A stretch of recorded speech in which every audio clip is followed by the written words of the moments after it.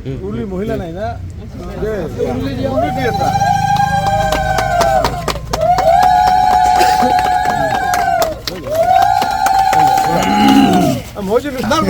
আপনাৰ 40,000 মিনিমাম।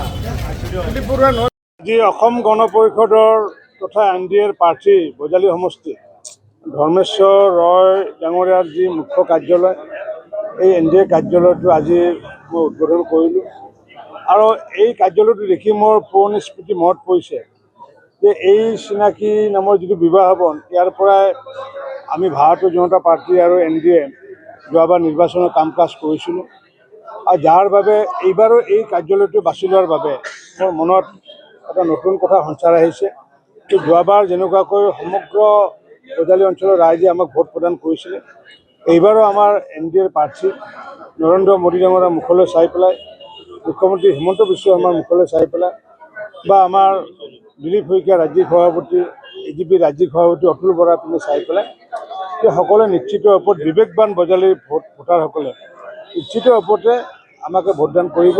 কাৰণ কিয়, এই 860জন যি শ্বহীদ হৈছিলে, আৰু 860জন শ্বহীদৰ ভিতৰত 7গৰাকী শ্বহীদ আছিলে আমাৰ ইয়াৰে এই সমষ্টিৰ, আৰু সেই শ্বহীদসকলক হত্যা কৰিছিলে কংগ্ৰেছ দলে।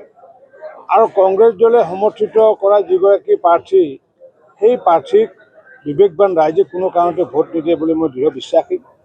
ময়ো আহ্বান জনাইছোঁ বজালীৰ বাকী ৰাইজক যে আমি আগন্তুক দিনত একেলগে আমি কাম কৰিম। বজালীৰ যিমানখিনি কাম কৰিলোঁ আৰু আগন্তুক দিনতো যিখিনি কাম কৰিবলগীয়া আছে, ধৰ্মেশ্বৰ ৰায়ৰ আমি নেতৃত্বত আগন্তুক দিনত এই কামখিনি আগুৱাই নিম। আৰু নিশ্চিত ওপৰত চৰকাৰ যিহেতু ভাৰতীয় জনতা পাৰ্টীৰ চৰকাৰ যিহেতু হ'ব, গতিকে নিশ্চিত ওপৰত হিমন্ত বিশ্ব শৰ্মাই হওক বা ৰঞ্জিত দাসে ধৰ্মেশ্বৰৰ লগত থাকিব। গতিকে মই এটা আমাৰ তৃপ্ত অভিজ্ঞতা এটা আছে আমাৰ সৰ্বক সমষ্টিৰ ৰাইজৰ। যোৱাবাৰ 5টা বছৰ তাত কমিউনিষ্ট জিকোৱাৰ ফলস্বৰূপে সমগ্ৰ সমষ্টিটো 5 বছৰ পিছুৱাই থৈ গৈছে। চৰকাৰী পক্ষৰ MLA থকাৰ বাবে আজি বজালীখনক বহু আগুৱালোঁ। মই ভবাতকৈ বহু আগুৱাইছোঁ। ৰাইজে মূল্যাংকন নিশ্চিত ওপৰত কৰিব। গতিকে সকলো বিবেকবান ৰাইজে, বজালী অঞ্চলৰ ৰাইজে যাতে আমাক যাতে ভাৰতীয় জনতা পাৰ্টী অসম গণ পৰিষদ BPFৰ উমৈহতীয়া প্ৰাৰ্থী ধৰ্মেশ্বৰ ৰায়ক যাতে সকলোৱে হাতীৰ ছবিত ভোট প্ৰদান কৰি 40,000তকৈ অধিক ভোটত যে জয়যুক্ত কৰে, আমি আহ্বান জনাইছোঁ। লগতে নিমন্ত্ৰণৰ সহায়তে আগবঢ়াইছোঁ। মাননীয় মুখ্যমন্ত্ৰী ডক্টৰ হিমন্ত বিশ্ব শৰ্মা ডাঙৰীয়াই অহা 26 তাৰিখে কপিল কলিতা হাইস্কুলত এখন সভা সম্বোধন কৰিব, ঠিক পুৱা 10 বজাৰ লগে লগে। গতিকে মই সমষ্টিবাসী ৰাইজক 9 বজাৰ আগে আগে, কাৰণ সভাখন আমি 9 বজাতে কৰিম, আমাৰ BJP AGPৰ কাৰ্যকৰ্তাসকলে নেতৃবৃন্দ তাত ভাষণ ৰাখিব। গতিকে সকলোকে আমি 9 বজাৰ আগে আগে আমাৰ যাতে কপিল কলিতা হাইস্কুলত যাতে আহে, তাৰ কাৰণে আহ্বান জনাইছোঁ। আৰু সেইদিনাখন ঠিক 10 বজাৰ লগে লগে মুখ্যমন্ত্ৰী ডাঙৰীয়াই তেখেতৰ বক্তব্য প্ৰদান কৰি পেলাই তো ইয়াৰ পৰা ৰাওনা হ'ব অন্য সমষ্টিলৈ।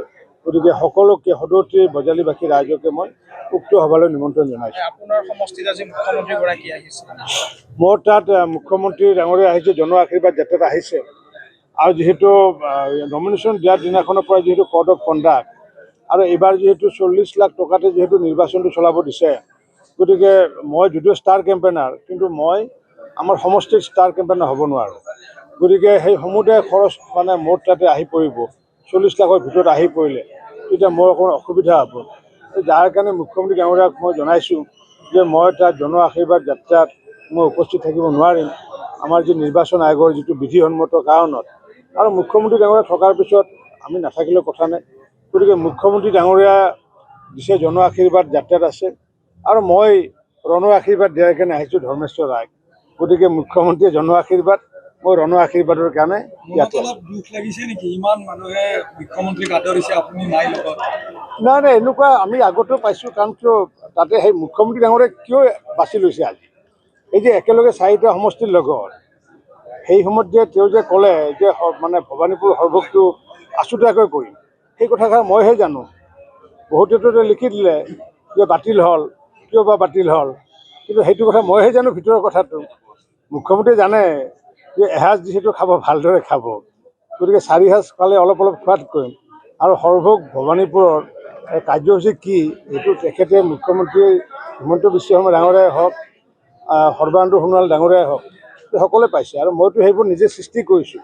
আৰু মই কৈছোঁ জন আশীৰ্বাদ যাত্ৰা অসমত যিমানখিনি হৈছে টপ মষ্ট হ'ব এইটো বজালী হায়েষ্ট হৈ আছিলে কিন্তু বজালীক চেৰ পেলালে আজি নিশ্চিত ওপৰত চেৰ পেলাইছে আজি আপোনালোকে চাই আহিব আপোনালোকে গ'লে গম পাব গতিকে মই যিহেতু নিজে যোৱাকালি ৰাতি 12টালৈ আছোঁ মই নিজে কৰি তৰি পেলাই খোৱালে ভাল লাগে গতিকে কৰি পেলাই ৰান্ধি পেলাই নিজে খোৱাতকৈ বেলেগক খোৱালে ভাল লাগে গতিকে আমাৰ অসমৰ হৈ পেলাই মুখ্যমন্ত্ৰী ডাঙৰীয়া আহিছে গতিকে মইতো ইয়াতে আনন্দিত ইয়াতে মই সভা কৰিলোঁ এতিয়া বাগমাৰত সভা কৰিবলৈ যাম আমাৰ কাৰণে কি আমাৰ কাৰণে এটা সমষ্টি নহয় নহয় গোটেই অসমখনে আমাৰ কাৰণে সমষ্টি গতিকে আমি ধৰ্মেশ্বৰকো জিকাব লাগিব অন্য সমষ্টি এতিয়া মই বাগমাৰা কৰি পেলাই মই মানাহত যাম মোৰ চৰনাথ সভা আছে গতিকে বেলেগ কেণ্ডিডেটৰ সেইটো সাহসটো নাই আমাৰ সেইটো সাহসটো আছে কাৰণ কিয় আমি সমগ্ৰ অসমৰ ৰাইজকে সেৱা কৰি আহিছোঁ গতিকে নিশ্চিত ওপৰত তাতে ভালটো হ'বই আপোনালোকে জানে মই ক'বলগীয়া একো নাই নিশ্চিত ওপৰত মানে ৰাইজে সেয়া হৈছে আৰু আজি মুখ্যমন্ত্ৰী যোৱাৰ ফলস্বৰূপে মানে কিছু যদি দধৰ মধৰ ক'ৰবাত আছিল সেইটো আজি ফিক্সড ডিপজিট হৈ গ'ল আৰু লৰচৰ নহয় আৰু মুখ্যমন্ত্ৰী যিহেতু আশীৰ্বাদ লৈ আহিব আৰু মুখ্যমন্ত্ৰী আশীৰ্বাদ দিব যিহেতু ভোটটো নিদিব নেকি সেইটো নিশ্চিত ওপৰত দিব জয়ন্তত আছে তৃণমূল বিজেপি মই খবৰ ৰাখি আছোঁ বজালী বৰপেটা ইয়াতে খবৰ ৰাখি আছোঁ আৰু মানাহত আমাৰ যিহেতু মোৰ সৈতে প্ৰাৰ্থী আছে গতিকে মই বেলেগ খবৰ মই নাজানো কিন্তু গুৱাহাটী মই যোৱাও নাই গতিকে সেইটো লৈ পেলাই ৰাজ্যিক সমিতি আছে তেওঁলোকে বক্তব্য ৰাখে